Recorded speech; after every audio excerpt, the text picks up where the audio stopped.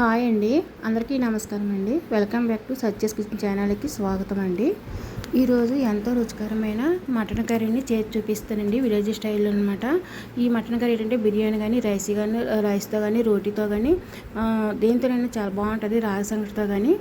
అయితే ఏ విధంగా నేను చూపిస్తాను చూడండి. ముందుగానే ఇక్కడ కేజీ మటన్ తీసుకున్నాను. ఇది దుగుపోతు కూర అనమాట, అంటే గురుపోతుని కాల్చి చేసే కూర అనమాట. మనం ఎంత కూర వండుకుంటే అంత కూర ఉంటుంది ఇది.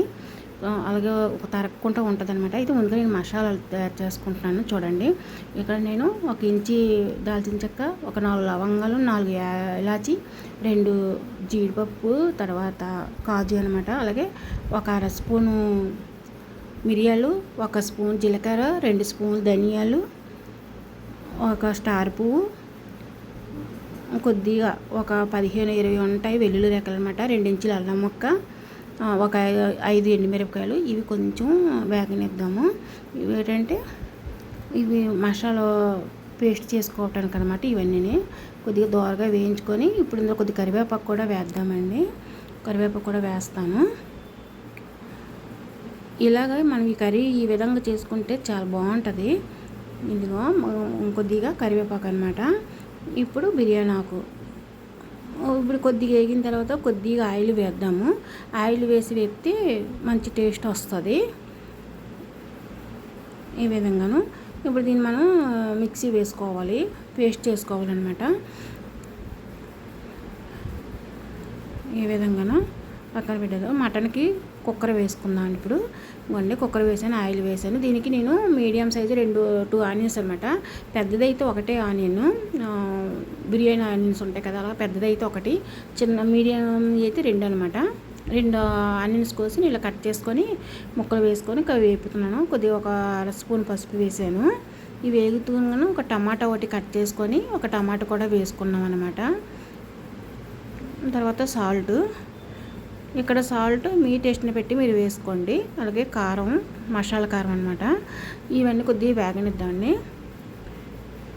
ఇవి వేగిన తర్వాత ఇప్పుడు మనం మిక్సీ వేసుకున్న పేస్ట్ ఉంది కదా, ఆ పేస్ట్ అనమాట, మసాలా పేస్టు. ఇది కూడా వేసేసి వేగనివ్వాలి. ఇలాగ కర్రీ అంతాను వేగనివ్వాలి, అంటే ఈ మసాలా అంతా ఇలాగ వేగనివ్వాలి బాగాను. చూసారా ఎలాగ వేగిందో, కలర్ఫుల్గా ఉంది కదండి. మీకు ఇంకా రెడ్ కలర్ కావాలనుకుంటే కాశ్మీర్ చిల్లీ వేసుకుంటే ఇంకా రెడ్ కలర్ వస్తుంది, పొడి కారం. కానీ నేనైతే ఇంకా మామూలు మిరపకాయలే వేసాను ఇక్కడ. ఇప్పుడు మటను నేను వాష్ చేసి పెట్టుకున్నాను కదా, మటన్ వేస్తున్నాను.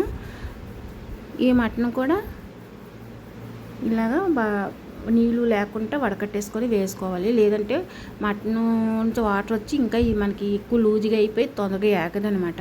ఇది వేగాలి బాగానే.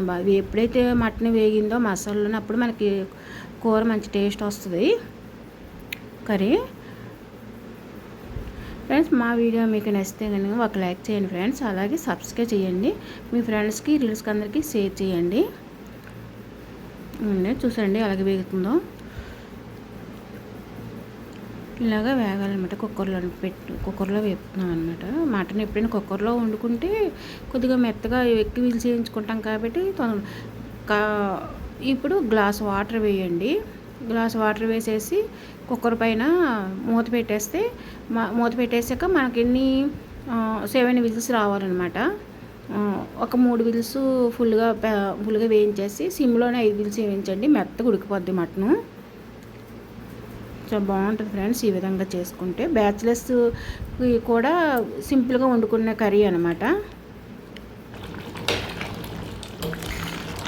చాలా సింపుల్ ఉంది ఇలా వండుకుంటే. బాయ్ ఫ్రెండ్స్, మళ్ళీ మంచి వీడియోతో కలుద్దాము.